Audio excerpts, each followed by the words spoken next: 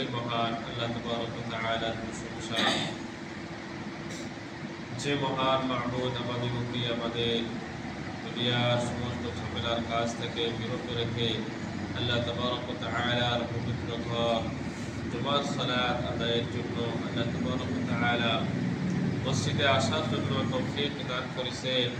সেই মহান মাহবুদের প্রশংসা আদায় করি আলহামদুলিল্লাহ। এরপর নবী করিম সাল্লাল্লাহু আলাইহি ওয়াসাল্লাম জিনার খাতিরে, জিনার মেহনতে, জিনার কষ্টে আজকে আমরা উত্তম ধর্ম, উত্তম শরীয়তকে পেয়েছি। সেই মহানবী করিম সাল্লাল্লাহু আলাইহি ওয়াসাল্লাম জিনার প্রতি আমরা দরুদ পাঠ করি সাল্লাল্লাহু আলাইহি ওয়াসাল্লাম।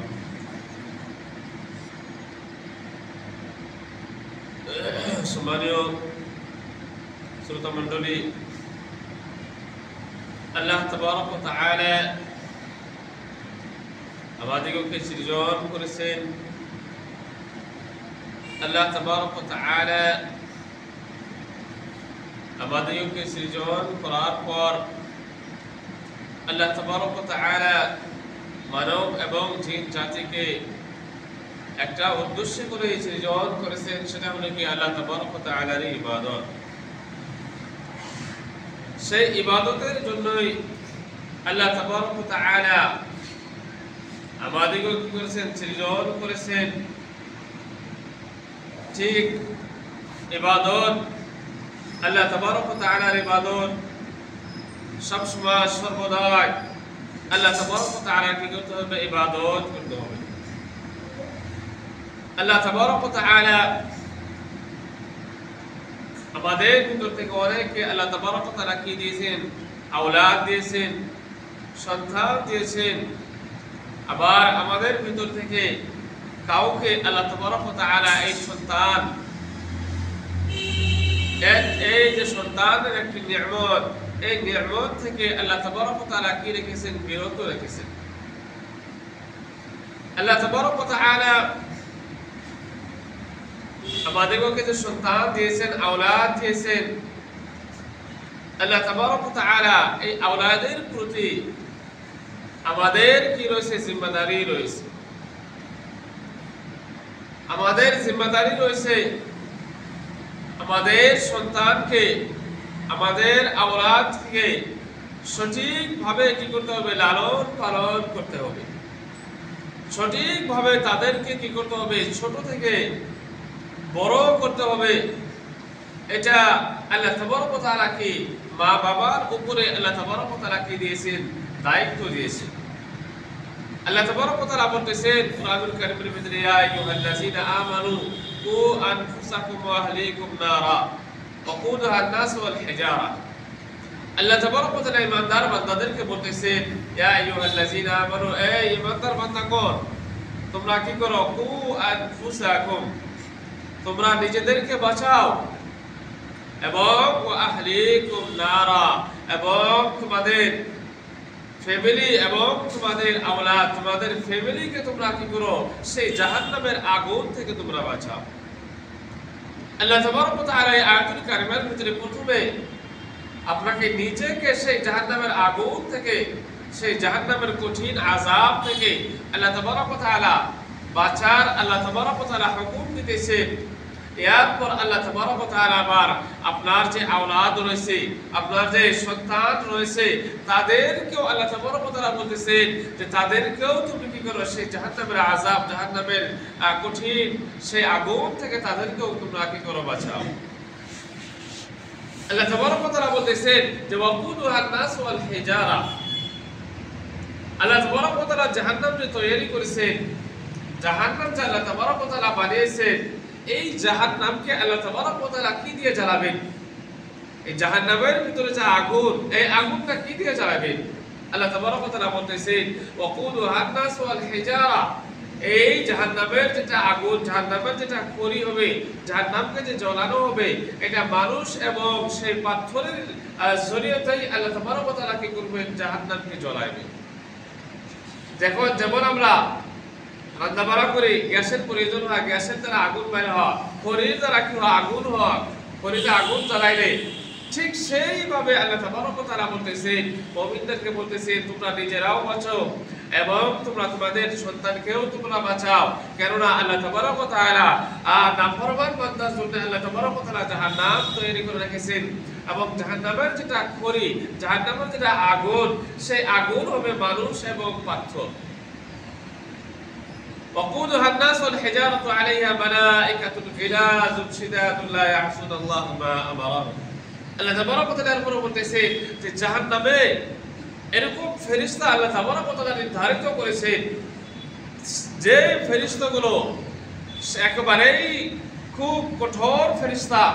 আল্লাহ তাবারক ওয়া তাআলা তাদেরকে যে হুকুম করেন তারা আল্লাহ তাবারক ওয়া তাআলার হুকুমকে অমান্য করে না।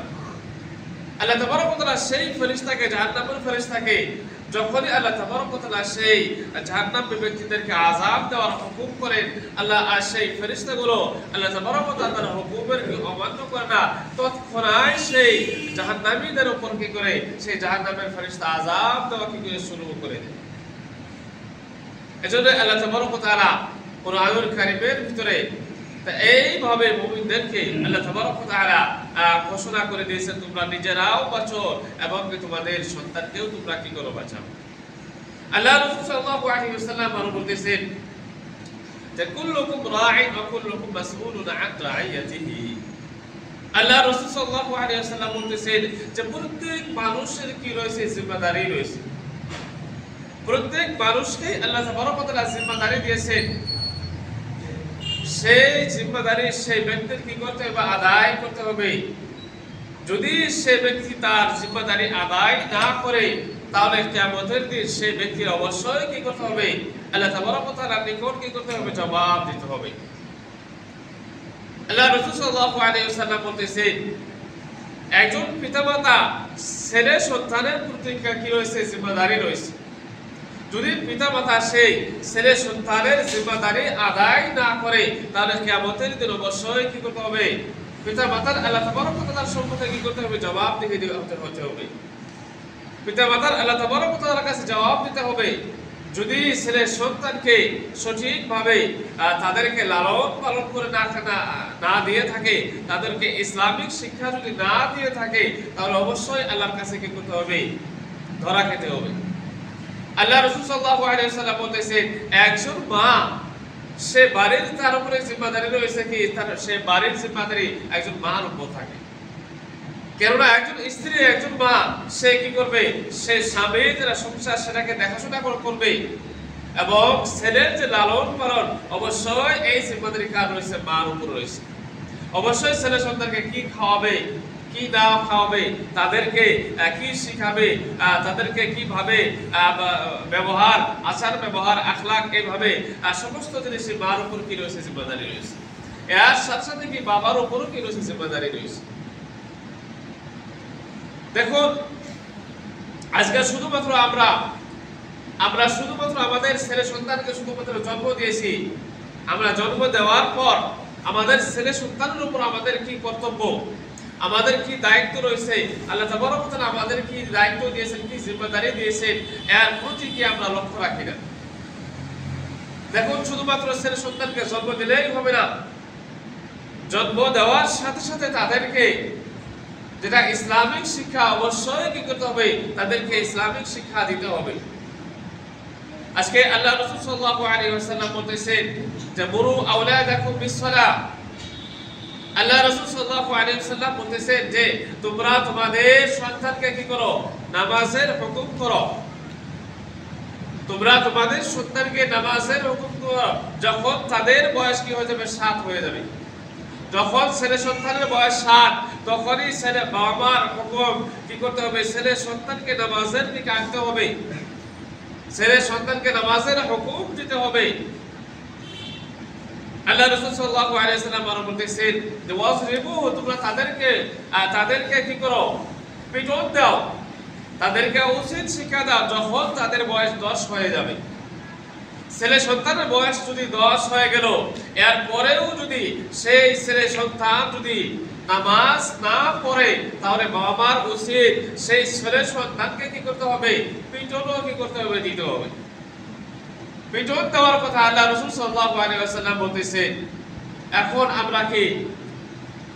আমরা তো নিজেরাই নামাজ পড়ি না, আমাদের নিজের ভিতরেই কি আমাদের নামাজ নাই? এজন্যই আমরা আমাদের ছেলে সন্তানকে আমরা কি হুকুম দেব, আমাদের ছেলে সন্তানকে আমরা কি আদেশ দেব নামাজের কথা?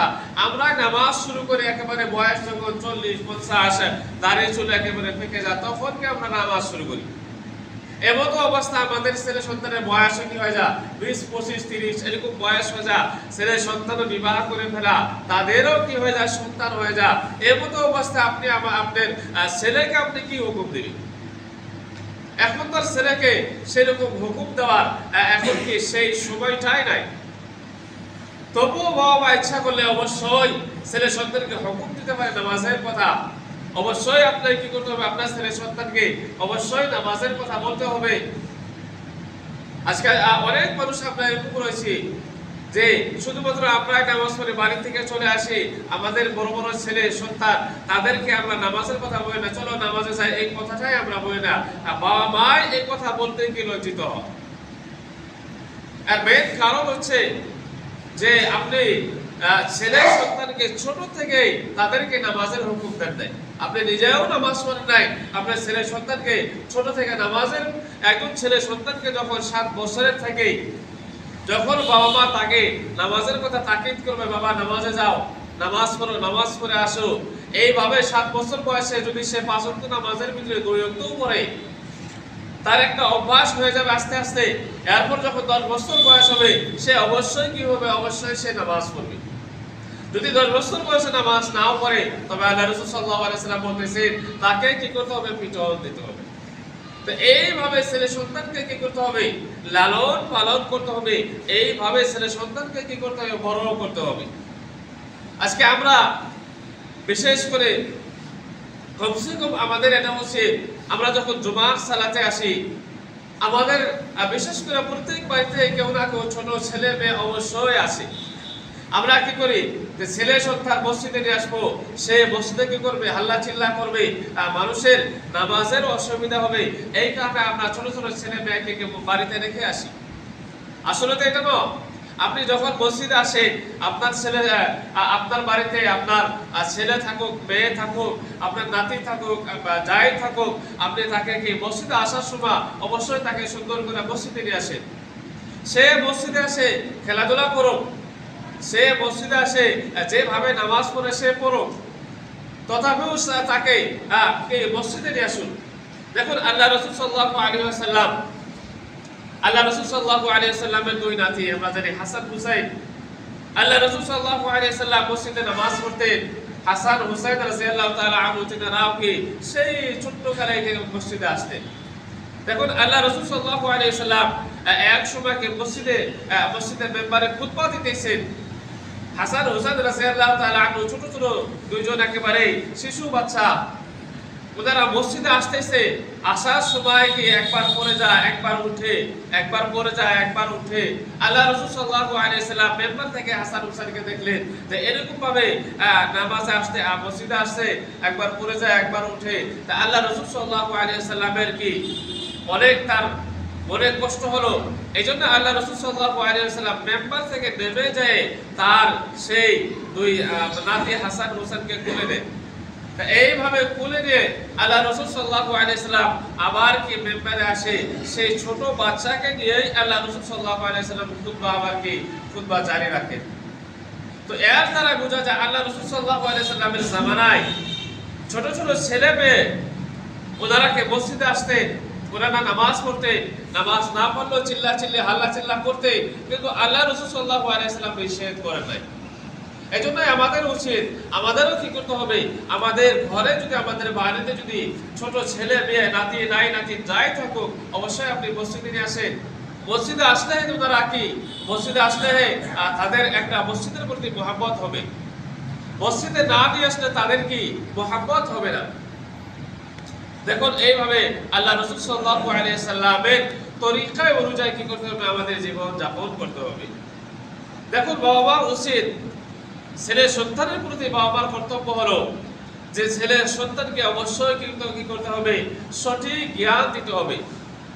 অনেক সময় এরকম হয় যে বাবা মা ছেলে সন্তানকে সম্মুখে রেখে, ছেলে সন্তান যখন কাছে থাকে, অনেক সময় বাবা মা ছেলে সন্তানের সম্মুখে মিথ্যা কথা বলে। দেখুন এইভাবে ছেলে সন্তানের সম্পর্কে যখন আপনি ফোনের মধ্যে হোক কিংবা তো অন্য কোনো জায়গায় অন্য কোনো হোক, আপনি যখন ছেলে সন্তানের সম্পর্কে মিথ্যা কথা বলবেন, আপনার ছেলে সন্তানও কি শিখবে? মিথ্যা কথা শিখে যাবে। অনেক সময় এরকম হয় যা যে অন্য বাড়ির মানুষে কোনো জিনিস আপনার বাড়িতে চাইতে এলো, ছেলেকে দে মেয়েকে দে, এরকম বলা হয় বাড়িতে নাই, ওই জিনিস নাই, আমরা দিতে পারবো না, আমাদের বাড়িতে ওই জিনিস নাই যেটা চাইতে আসছে। তো এইভাবে অনেক সময় ছেলে সন্তানকে দিয়ে বাবা মা কি করে? মিথ্যা কথা বলা। তো এইভাবে ছেলে সন্তানের সম্পর্কে সবসময় সর্বদা সত্য কথা বলতে হবে। ছেলে সন্তান যেন বাবা মার এই আখলাক দেখে এই তাদের ভিতরে যেন এই চরিত্র সত্য কথা বলা, এরকম যেন আখলাক চরিত্র চলে আসে। দেখুন ঠিক এইভাবে বাবা মার কর্তব্য, বাবা মার উচিত তারা বাড়িতে যেন কখনো লড়াই ঝগড়া গালি গালাজ যেন না করে। বাবা মা যখন বাড়িতে একজন অপরজনের সঙ্গে যদি গালি গালাজ করে, যদি এরকম লড়াই ঝগড়া করে, তাহলে আপনার সন্তানও কি আপনার থেকে অবশ্যই শিখবে। লড়াই ঝগড়া গালি গালাজ থেকে অবশ্যই কি করতে হবে? আপনাকে দূরে থাকতে হবে। আপনার সন্তান যেন আপনাকে দেখে এটা শিখে যে আমার বাবা আমার মা কোনোদিন কোনো মানুষের সঙ্গে লড়াই ঝগড়া করে নাই, কোনোদিন কোনো মানুষের সঙ্গে খারাপ ভাষা বলে নাই। অবশ্যই আপনার সন্তানকে এটাই শিখবে। দেখুন এইভাবে আমাদের কি করতে হবে? আমাদের ছেলে সন্তানের প্রতি এইভাবে কি করতে হবে? তাদেরকে শিক্ষা দিতে হবে। তবেই তারা কি সঠিক শিক্ষা পাবে, তবেই তারা কি ইসলামের শিক্ষা তারা পাবে, তবেই তারা কি এইভাবে ইসলামের পথে তারা কি চলতে পারবে। দেখুন বিশেষ করে বেশি প্রয়োজন হলো যে আপনার ছেলে সন্তান আপনি অবশ্যই, চাহে আপনি দুনিয়ার শিক্ষা দেন, চাহে আপনি আখিরাতের শিক্ষা দেন, চাহে আপনি দুনিয়ার তালিম দেন, দুনিয়ার শিক্ষা অবশ্যই দিতে হবে। কিন্তু এর সঙ্গে সঙ্গে আপনাকে আখিরাতের তালিম, সেটা দুনিয়ার তালিম থেকে আরো বেশি জরুরি। দুনিয়ার তালিম শুধুমাত্র খালি দুনিয়ার যতদিন বেঁচে থাকবে এই পর্যন্তই তার সঙ্গে কি থাকবে? তার সঙ্গে এই তালিম এই শিক্ষাটা থেকে যাবে। এই দুনিয়ার মাঝে কি তার সঙ্গে কাজে দিবে?